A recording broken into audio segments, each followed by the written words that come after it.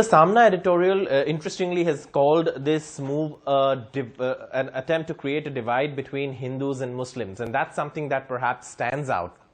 Now, all of us know that over the last few months, and especially last month, there has been a political realignment in Maharashtra.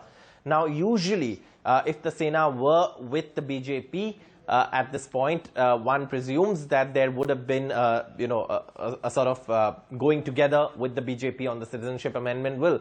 But interestingly, even before the Citizenship Amendment Bill has been tabled, the Sena seems to be opposed to it, but in a nuanced way, not completely opposed. And that's because, the Sena also is a Hindutva party, and therefore it would obviously live, up to the core ideals of Hindutva. And on issues like these, the Citizenship Amendment Bill, which provides citizenship to migrants, there is, of course, a concern of alienating its Hindu base if it doesn't actually support the bill in some sort. But clearly, it also has to now manage the political reality in Maharashtra, which is an alliance of three ideologically opposite parties, the Congress, NCP, and the Shiv Sena. Now, obviously, the Shiv Sena has, of course, spoken out against aspects of the Citizenship Amendment Bill, also referring to Article 370 and saying, what is the status of Kashmiri Pandits? Have they gone back to the valley after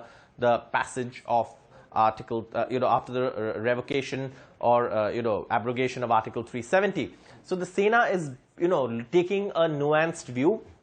Primarily, it seems they are opposed to the bill in its current form. And that seems to be in consonance with its current allies, the Congress and the NCP in Maharashtra. It not only has to, cater to its Hindutva base, but it also has to now look at managing allies in Maharashtra. So the Sena has a very, narrow path to tread in this, and there's not room for maneuvering much, which is why you're seeing this nuanced stand from the Shiv Sena. It does not want to alienate its Hindu base. At the same time, it does not want to be seen as completely swinging to the other side. So they are saying things, like also perhaps pass the Citizenship Amendment Bill, but don't do vote bank politics with it. Give people citizenship, and then, of course, don't give them voting rights for 25 years.